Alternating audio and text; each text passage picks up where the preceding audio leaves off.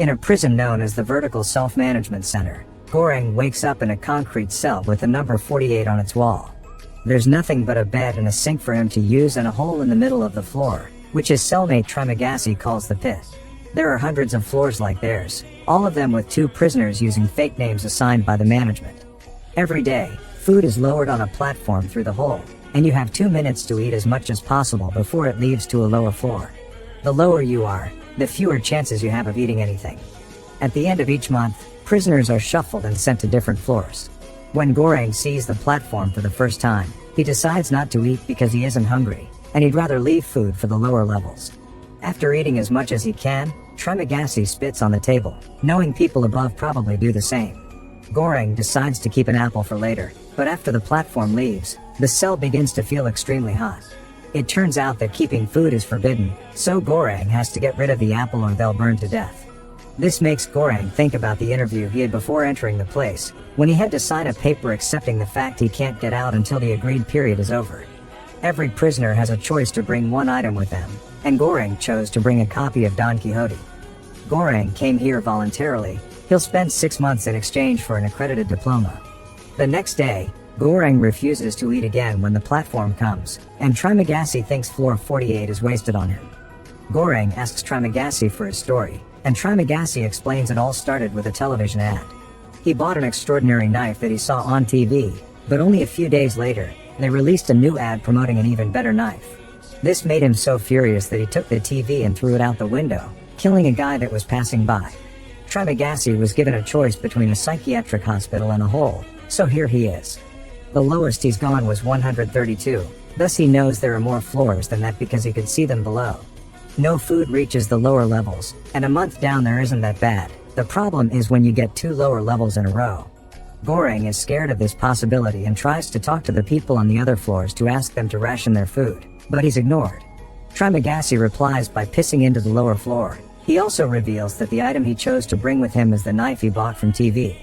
The next time the platform comes by, Goreng finally begins to eat.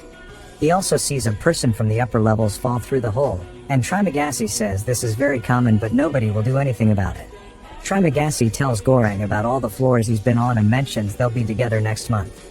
Goreng realizes that cellmates are kept together when they're shuffled and finally understands Trimagasi ate his previous cellmate when he was on the lower floors. When the platform comes by again, Mihuru is sitting on it. Goreng worries about her because he notices she's injured, but Trimagasi tells him to ignore her. Mihuru comes down the hole once a month to look for her missing child. She also kills every cellmate she gets in order to have more chances to be paired with her child the following month. The guy they saw falling was probably her victim. Trimagasi then explains that unlike her, he never killed anyone, he just ate the body that fell on his floor. When the platform goes to the next level, the prisoners try to take advantage of Mihuru. Goreng yells at them to leave her alone, but it isn't necessary. Mihuru just kills them and returns to the platform. When the month reaches its end, the prisoners are put to sleep with gas and shuffled around. When Goreng wakes up, he finds himself tied to his bed on floor 171. Trimagasi explains he tied Goreng up because he's younger and stronger, so Trimagasi has to protect himself. Screaming can be heard from the other floors that indicate people reacting to their new levels, and when the platform comes, there's not even a crumb left.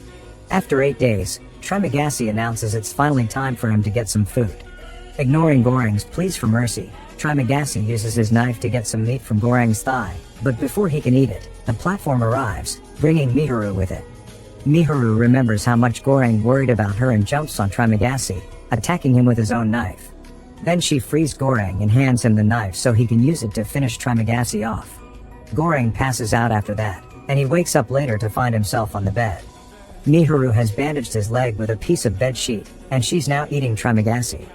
She brings some meat to Goreng, who accepts after some hesitation. She also brings him some water before leaving on the platform without a word. Days pass and Trimagasi's body begins to rot, giving Goreng the chance to feed on worms too. Goreng also begins hallucinating, seeing Trimagasi's ghost judge him as he eats. At the end of the month, gas takes over the cell and Goreng dreams of being with a woman again while Mihuru watches. When he wakes up, he discovers that the one licking him is a dog. To Goreng's shock, his new cellmate is Imogiri, the woman that did his interview when he volunteered to enter this prison. The dog is the item she chose to bring with her, and they're now on level 33. Goreng remembers the day of the interview and how Imogiri made creepy pauses between questions. In the present, Imogiri explains she volunteered as Goreng did, and that she didn't know people died here. As far as she knows, there are 200 levels, and when Goreng explains there isn't enough food for all the people here, Imogiri points out that the amount of food would be fine if people only ate what they needed. Something that fosters a spontaneous sense of solidarity needs to happen, but Goreng finds the idea ridiculous. He does wonder if change could be achieved by the death of a child, but Imogiri is sure that company policy doesn't accept under 16s. When the platform brings them food, Imogiri only eats what she needs, and after giving some to her dog, she begins preparing 2 rations of food. Once the platform reaches the lower level, Imogiri tries to reason with the prisoners, telling them to eat the rations she prepared and make 2 more for the next level to pass on the message. Obviously, she is completely ignored, and Goreng points out that the administration doesn't actually want solidarity to happen. Imogiri hates that Goreng thinks all administration is bad because she worked for them without issues, but Goreng replies that being a former worker gave her the privilege of choosing her cellmate. Imogiri doesn't give up and keeps on trying to ration the food every day, but she continues to be ignored by the lower levels. 2 weeks later, Goreng finally gets tired of all her yelling and tells the people that if they don't follow Imogiri's instructions, he'll relieve himself on the food every day and they'll have to eat poop. The threat works and the prisoners start passing the messages to the lower levels. Sometime later, the platform comes down with an unconscious Miharu on it. Goreng and Imogiri put her on a bed and take care of her while the dog steals some food. Once the platform leaves, the cell begins feeling extremely cold, and Goreng has to chase the dog to take back the food he stole before they're killed for breaking the rules. In the evening, Goreng leaves the bed to Miharu and sleeps on the floor, only to wake up to find the girls fighting. It turns out Miharu killed the dog to eat him. The next day, Miharu leaves on the platform. Goreng tells Imogiri about Miharu's search for her child, but Imogiri explains Miharu came alone 10 months ago. She was an actress with no family that volunteered to come just like Goreng. Imogiri sent people down here without knowing how bad it was, and she's been fighting cancer for 3 years. When she discovered she lost that fight, she volunteered to come because she thought she could make a difference, but she doesn't care anymore. On their last day on floor 33, Goreng tries to make Imogiri eat something because they may not have food tomorrow, but Imogiri is too depressed to leave the bed. The next morning, Goreng wakes up to discover he's on floor 202, meaning there are more levels than Imogiri knew about. Such revelation was too much for Imogiri to handle and used her bed sheets to end things for herself. At that moment, Trimagasi's hallucination appears again, wondering if Goreng will eat his new friend. This time he's joined by Imogiri and her dog, who insist he should eat her body. Goreng tries his best to ignore their constant rambling, and he tries to keep himself busy with other things. He tricks his stomach by eating pages of his book, and he takes a plate shard to start counting the days on the wall. Eventually the hunger becomes too much though, and Goreng finally begins feeding on Imogiri while Trimagasi guides him on where to cut. Sometime later, the next shuffle comes and Goreng is pleased to discover he's on floor 6. The person on the other bed is Miharu, who comes after him with a knife, but this turns out to be just a dream. Goreng's new cellmate is actually Baharat, whose chosen item was a rope. Baharat is very excited because he thinks he can climb all the way to the top from here, and he asks the people on level 5 for help. The couple above teases him before accepting to grab the rope, but when Baharat starts climbing, the other prisoner lowers her pants and defecates on Baharat's face. Shocked and disgusted, Baharat lets go of the rope and falls. Goreng catches him just in time, but the rope is lost in the hole. When the platform comes, they have to eat while listening to the prisoners on level 5 get frisky. As time passes, the hallucinations of Trimagasi and Imogiri show up again. Trimagasi says Goreng is doing great because he only has 1 more month to go, and Imogiri reminds him that change never happens spontaneously. This inspires Goreng to think of a plan, and he asks Baharat for help. They should jump on the platform with whatever weapon they can find, and make sure people ration the food so that everyone can eat.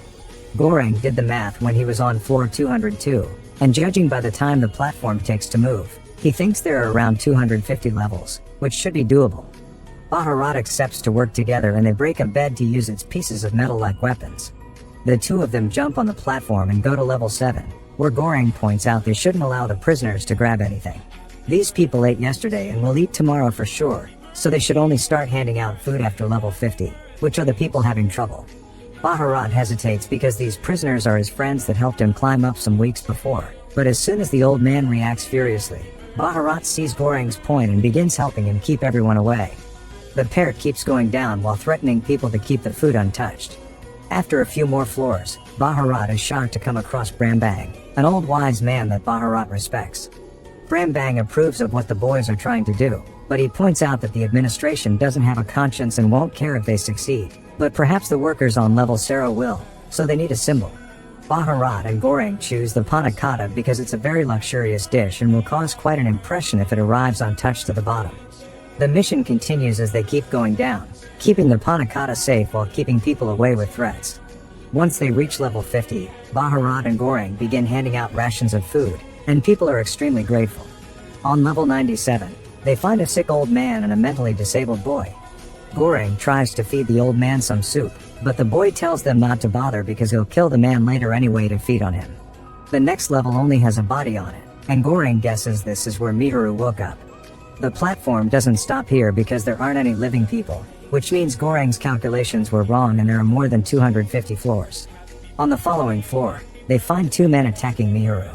One of them has a sword and the other is huge and burly, so when Goreng and Bharat jump in to help the girl, it is extremely hard to defend themselves. Bharat manages to get his guy first and then he helps Goreng kill the big man, but unfortunately it's too late for Mihuru, who is already dead. Goreng wants to mourn her, but Bharat drags him back on the platform before it leaves them behind. The two of them keep going down and handing out food to the prisoners they see, although many floors only have dead bodies on them. Eventually the platform stops at level 333, which seems to be the last one. At first they think it's empty, but there's actually someone hiding under the bed. It's Molly, the missing child.